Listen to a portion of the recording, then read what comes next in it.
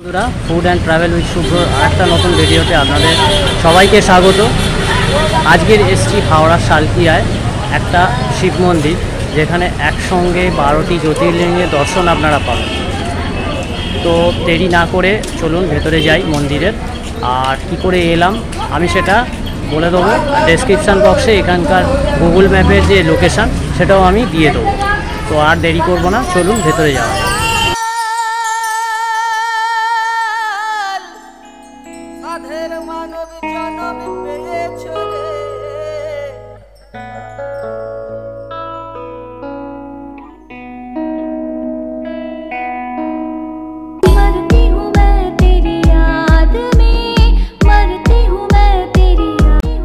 দেখতেই পাচ্ছেন বন্ধুরা, আমি এখন মূল মন্দিরের সামনে দাঁড়িয়ে আছি। এখানে মহাদেবের মন্দির একটি। তো চলুন ভেতরে একবার যাব, কিন্তু ভেতরে যেহেতু ক্যামেরা অ্যালাউ নেই, আমি আপনাদের ভেতরে নিয়ে গিয়ে দর্শন করাতে পারবো না। তবে ভেতরে যেরকম আমি দেখব আপনাদেরকে অবশ্যই সেটা বলবো। ভেতরে মহাদেবের উপর শিবলিঙ্গ রয়েছে এবং রয়েছে লক্ষ্মী গণেশের মন্দির আর লক্ষ্মী নারায়ণের মন্দির। এই তিনটে মন্দির এই মূল মন্দিরে রয়েছেন। আর ঠিক মন্দিরের পেছনে রয়েছে মহাদেবের বিশাল এক মূর্তি, এবং বলা হয় এটা পশ্চিমবঙ্গের সবথেকে বড় মহাদেবের মূর্তি। তো সেটাকে আগে আপনাদেরকে আমি দর্শন করাই। সামনে দেখতে পাচ্ছেন হুগলি নদী প্রবাহিত, আর ঠিক তার পাশেই মহাদেবের বিশাল এই মূর্তি। এটাই এখানকার মূল আকর্ষণ।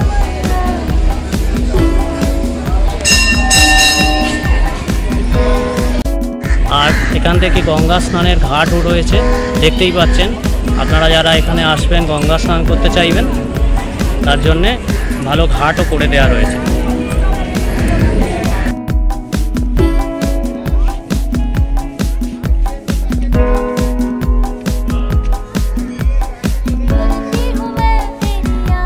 আপনারা মন্দিরের পেছনের দিক দিয়ে রাস্তা দিয়েও মহাদেবকে দর্শন করতে পারবেন এবং এই মন্দিরে প্রবেশ করতে পারবেন।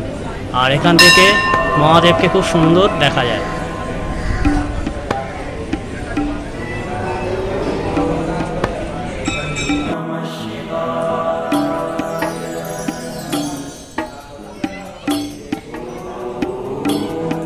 এখানে মহাদেবের মন্দির ছাড়াও রয়েছে আরও অনেক দেবদেবীর মূর্তি, সেগুলো আপনারা ঘুরে ঘুরে দেখতে পাবেন।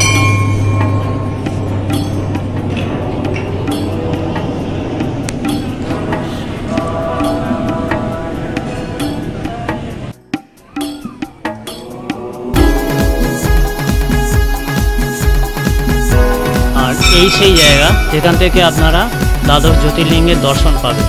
কিন্তু আমার দুর্ভাগ্য, আজকের আমি যখন এসছি এখানে রক্ষণাবেক্ষণের কাজ চলার জন্য বন্ধ আছে, ভেতরে যেতে দেওয়া হচ্ছে না। তবে এখানেই দ্বাদশ জ্যোতির্লিঙ্গ আপনারা এসে দেখতে পাবেন।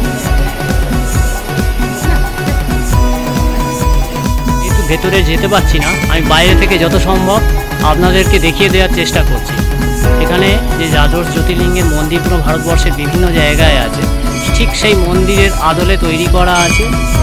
আর ভেতরে যে শিবলিঙ্গগুলো আছে, সেই জ্যোতির্লিঙ্গগুলো যেরকম ঠিক সেইভাবেই এখানে তৈরি করা। তো ভেতরে পৌঁছতে পারলাম না, এটা একটা আক্ষেপ আমার, আপনাদেরকেও নিয়ে যেতে পারলাম না।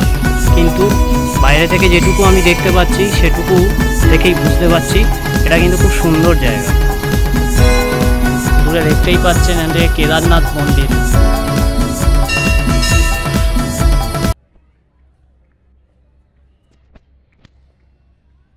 এই মন্দির কিন্তু সারাদিন খোলা থাকে না, সকাল 8টার একটু আগে থেকে 7টা থেকেই খুলে যায় গ্রীষ্মকালে, আর 12টার মধ্যে বন্ধ হয়ে যায়।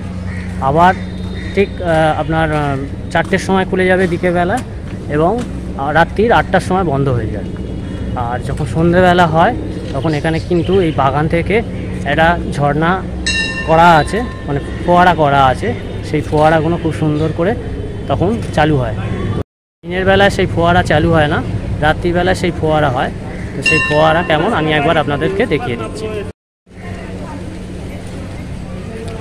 খুব সুন্দর বাগান করা আছে, দেখতেই পাচ্ছেন। আর ওপারে রয়েছে মহাদেবের মন্দির। আসবেন কী করে বলে দিই।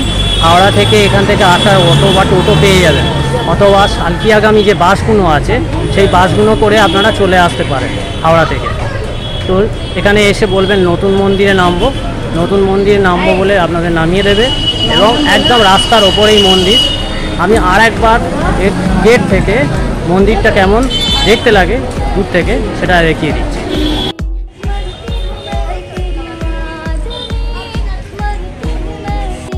বন্ধুরা, এই ছোটো মতো ভিডিওটি আপনাদের কেমন লাগলো কমেন্ট বক্সে অবশ্যই আমাকে জানাবেন। ভালো লাগলে লাইক দেবেন, শেয়ার করে দেবেন বন্ধুদের মধ্যে।